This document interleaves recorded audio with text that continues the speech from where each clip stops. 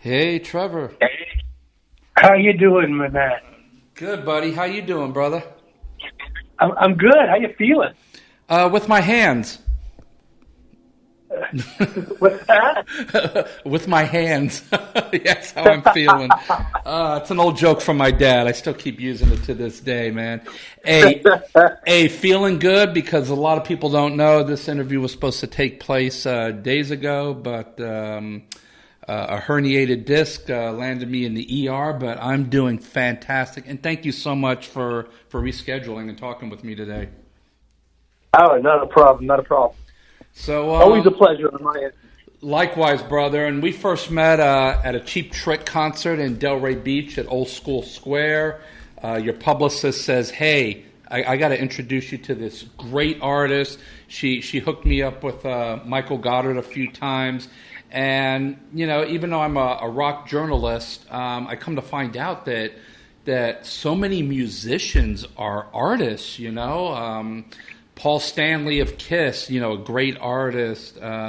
Rick Allen of Def Leppard, another great artist. I mean, Rick Ocasek of the Cars. I interviewed him before he passed away and saw a lot of his works of art.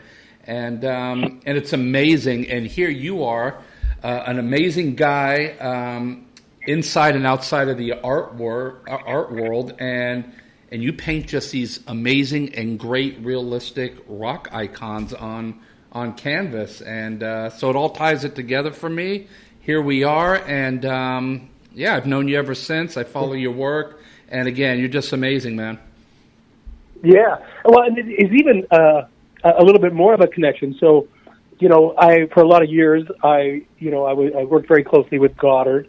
Represented me, and then after I had gone my own way, after many years, I probably am where I am today from another musician slash artist, which is Bernie Taupin. Yes. So, yeah, but Bernie Taupin, I had met Bernie, and he introduced me to a guy by the name of Daniel Crosby, who became like an unofficial. I always, we lost him last year, but before we lost him, I always called him the lowest paid consultant in the game. So he'd been doing a lot of work for a lot of years with Ronnie Wood and a bunch of guys, Mick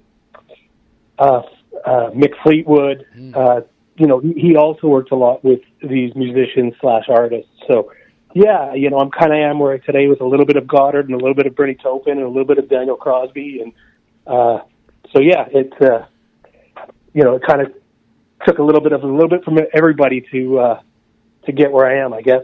Well, that's pretty good company to be in my opinion, man. And let's let everybody know why we're talking today, because the AO5 Gallery, which is Austin, Texas' premier art space, presents The High Notes by Trevor Stickman Stickel, and that's who we're talking with today. And obviously, Stickman, your nickname works because of your last name, Stickel. And you'll be live and in person in Austin, Texas on Friday and Saturday, July 25th and 26th. You're a rock and roll artist and a touring visual artist, and your works, of course, are highly collected by rock icons, celebrities, music lovers around the world. And your art is suffused with romanticism, opulence, the true iconic nature of rock music. Now, your renowned work stands out for their singularity, and the idea or mission behind your artwork is to create an artistic tribute to the music and musicians that have had tremendous impact on you, as well as many others.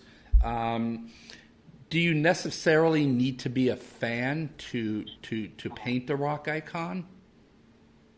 It definitely helps, but no, it just could be anything that I'll find inspiration usually from the music, but it can lead different ways.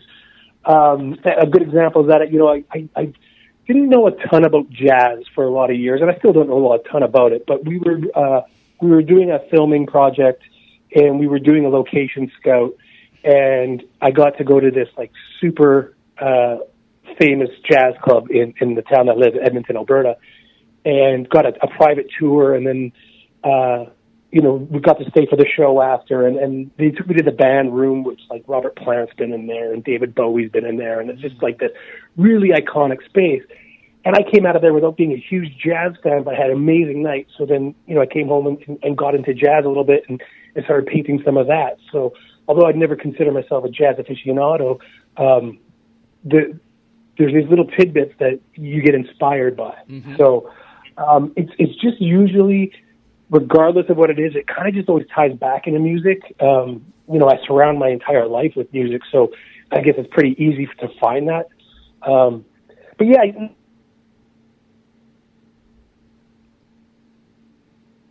which is I will learn about an artist because of a painting. There'll be a connection somewhere. Historically, I'm really big into rock and roll. Obviously, I grew up the son of a cattle buyer, so country was in my life my entire life as well.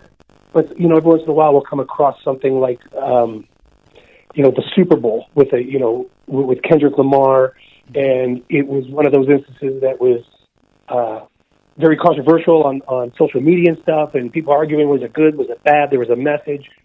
I can find inspiration in that, and all of a sudden you start listening to Kendrick a little bit. So where I wouldn't have done it before, you end up using that as maybe a way of introducing yourself to certain artists. Mm-hmm. So, it's kind of serendipitous. It kind of goes back and forth like that. So it's pretty cool. Now, for there's so many that are familiar with you, but there's other people that are just starting to get to know you and your work. Can you share a quick story of how you first got involved in art and what inspired you to become an artist?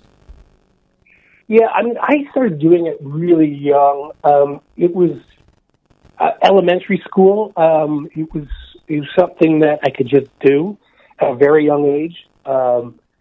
And to be honest, I tell the story quite a bit, especially at events. But at an early age, it got me attention of the girls in class. So once they found out that you knew how to draw and you could do some Disney characters and stuff like that, it was a guaranteed in for a young man. So that kind of just fueled it, right? You kind of dug the attention of it, and then as you get into high school, you start doing portraits for beer money type of stuff, and then from there it led to painting some bikes, some Harleys, some helmets. So it's always been an evolution. But yeah, I think grade 3 or 4, I caught the bug, and just never stopped. Always drew, always kind of kept at it. Never stopped. I don't think I've gone a day without a canvas on my easel in 30 years. Wow. So see, I've never been one of those. Yeah, I've never been one of those guys that could ever say, I got to get back into it. I've always been grinding. So if you're traveling, let's say in a car or on a plane or something, do you have those little 5x7 little canvases and maybe just draw on them or something? No, I carry this this little brown leather journal with me everywhere I go, and it's just it's almost like a songwriter. Just like little tidbits of ideas. People often ask me. Now that I do a lot of events, if I ever run out of ideas, I'm like, this little brown journal I will probably die with 1,000 ideas unrealized in that journal. Oh my God! Hopefully not. Now, now as far as artistic muse, who or what serves as your primary muse when creating your artworks? Are there particular experiences or themes that inspire you? You know what? It was always the wildest that I always was inspired by. So visually, at a very young age, it was Kiss. Yes. And for Kiss, obviously it's so visual, anyways. But I think the first piece of art I ever fell in love with was the Kiss Destroyer album cover. Mm-hmm. But with music itself, what really changed the trajectory of my love of a certain type of music was my brother came home with Motley Crue Shout at the Devil. I was like 10 years old. Yeah. I think I had Michael Jackson posters in my room at the time, and he put on that album, and just like the posters came down. And, it was, and it not only changed me overnight, but it changed my neighborhood overnight. Like, you could not walk through my neighborhood without seeing everybody wearing those black rock T-shirts with the white, 3/4 length sleeves. Yeah. Uh, so, and from there, before the internet, and this is something that today's youth will never get to experience the way we did, is these guys were like, they were mythology to us. Mm-hmm. There was no way of verifying stories. So you'd go to the park, or you'd be hanging around in the neighborhood, and people would say, "Did you hear what Ozzy did on stage last night?" Mm. And there were these crazy stories, but you had no way of like going on YouTube or verifying. So these guys weren't even like humans to us; they were like these creatures from another world. It was mythology, and I've always hung on to that feeling that. Yeah, so I guess you could say I've been inspired since I was about 8 or 9, 10 years old on all this stuff. Yeah. Now challenges. I mean, what are some of the biggest challenges you've faced as an artist, and how did you overcome them? Honestly, it's subject matter. I mean, the art world itself, especially I find myself into a certain level of art collector now, mm-hmm. where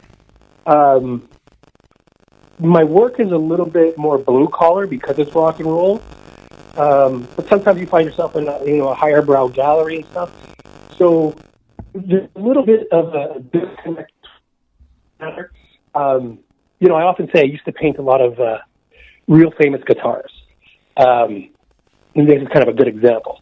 So I would paint Eddie Vedder's Frankenstrat, and I painted Randy Rhoads' Flying V, and they didn't sell very well. And I got all these friends that are huge guitar players and guitar collectors, and I was like, dude, you guys love guitar so much. Why can't I sell these paintings? And he says, you know what, man? Whenever we have a couple grand put together, we're going to buy a guitar. Sure, yeah. They're not going to buy art. So the biggest challenge I have is the people that love music this much, there's very few of them that also love higher-end art. I mean, don't get me wrong. There's enough. I'm eating. Right, I hear you. But it's maybe I would say one of the challenges, right? You have someone coming in and like they have to really love Gene Simmons to buy a Gene Simmons painting. Sure. You know what I mean? Yes. Yeah. So that's probably one of the biggest challenges. And to be honest, geography, being from Edmonton, Canada, isn't easy. I've got a lot of friends that are artists who live in LA or New York and stuff, and they just have so much opportunities just because they're in the thick of it. I'm up here for health reasons. I had a kidney transplant a few years ago. Wow. So I would be deemed inadmissible, I think, at this point into going stateside. So geography is a little bit tougher for me as well. Now, current projects. Are there any current projects or pieces you're particularly excited about that may be shown at the Austin show? Yeah, I really divorced myself from country a while ago. Like, I grew up with it. Like, it was in my house all the time. I recently started going to Nashville quite a bit. Spent a lot of time in Nashville. So I got a little bit reinterested in some country stuff. Not so much today's country, but kind of the outlaw stuff. I did a Willie Nelson specifically for the Austin, him being an Austin guy, if not by birth, but at least where, he got his footing. Yeah.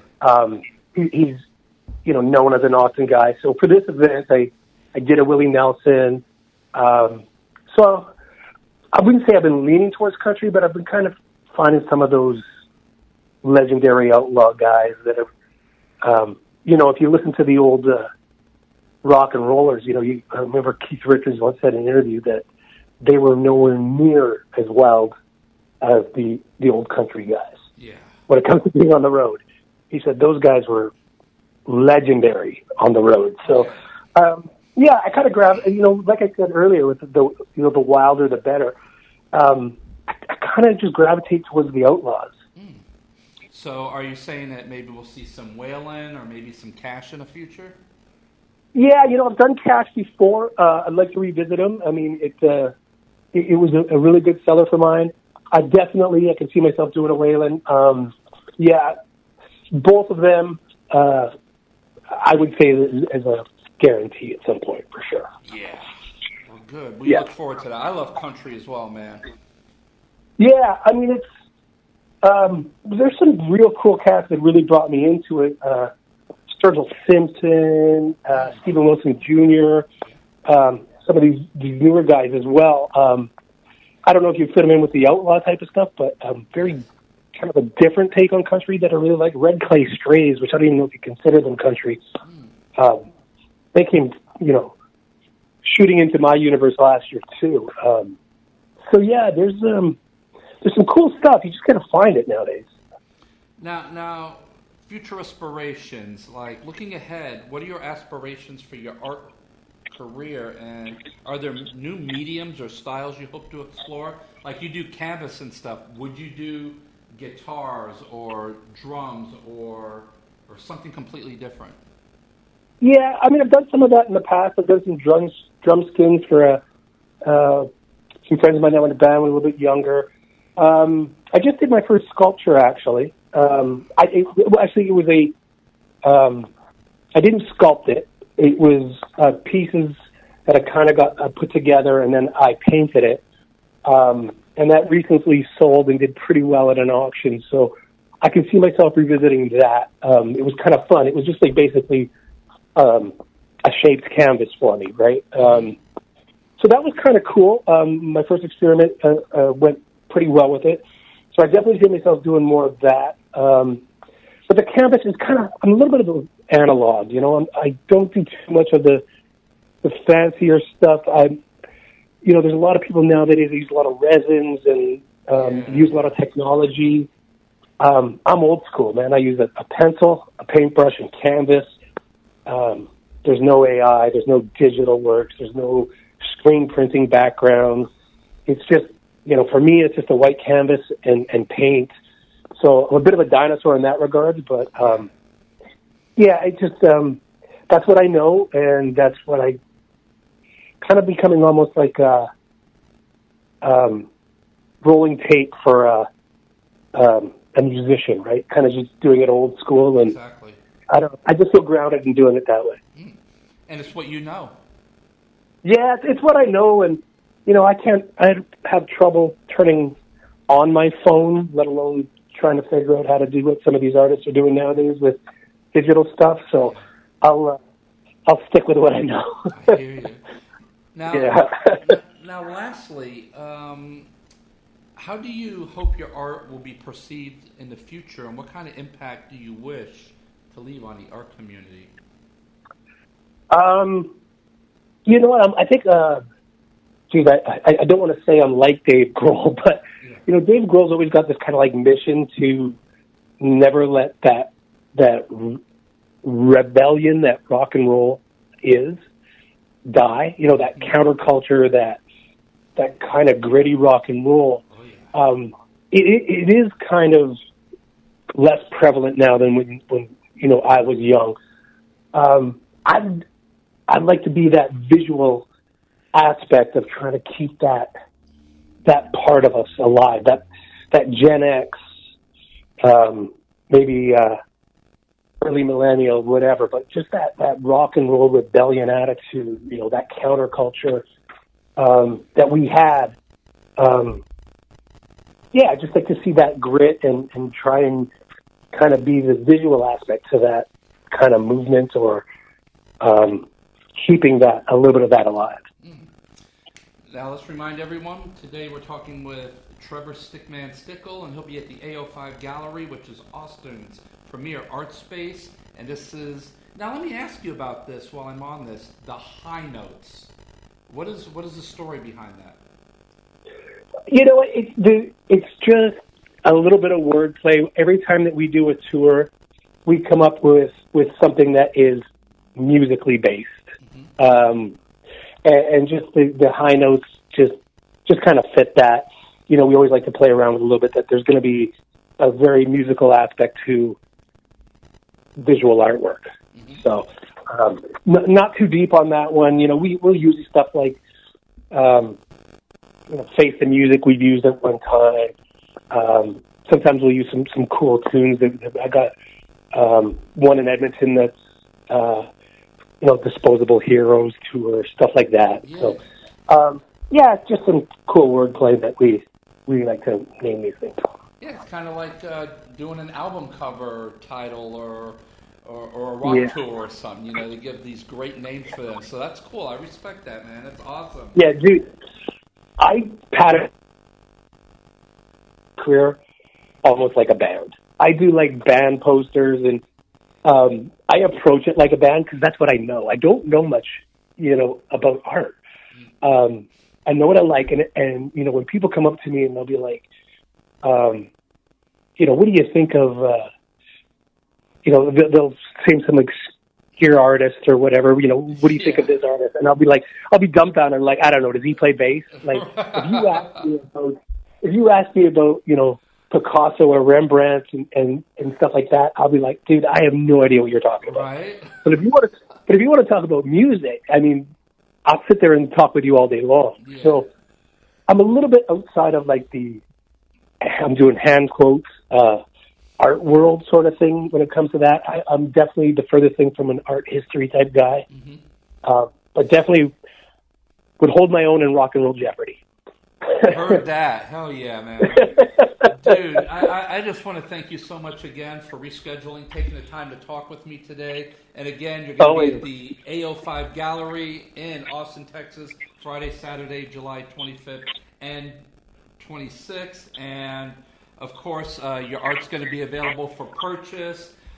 Those of you that are familiar with you, go. You know what you're going to get into. You're going to see some new stuff there. Those that are listening that aren't familiar with Trevor, go check him out. You're going to be dumbfounded. I mean, your paintings are almost like you can just go up and smack the artist in the face on on the canvas. They're so realistic looking. I mean, you can count the hairs on their head. At the very least, come by and see how a cat from northern Canada handles Texas in July. Because we're not sure how that's going to go. Dude, this is my first summer here, coming from Florida. They're like, Florida? I'm like, yeah, but I'm from California. They go, you put California and Florida together, it's still not summertime Texas. I'm like, oh, man, what the frick am I in for? So Austin's about 4 hours away from me, so I'm going to do my best to get out to that show and see you. But at the least, I'd love it. Everybody else, get off your asses, get out there. Bring some Texas barbecue for Trevor to try out. You're speaking my language. Keep it away from the canvas, of course, because that could be expensive.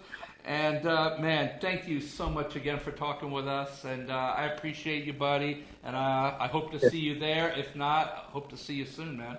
Yeah, let me know if you come. I'll bring you something. Oh, sounds great, man. Awesome, dude. I hope I see you there. All right, awesome. You know what we got to do? We got to get a Funko Pop made out of you now. Oh, what, sorry? A Funko Pop.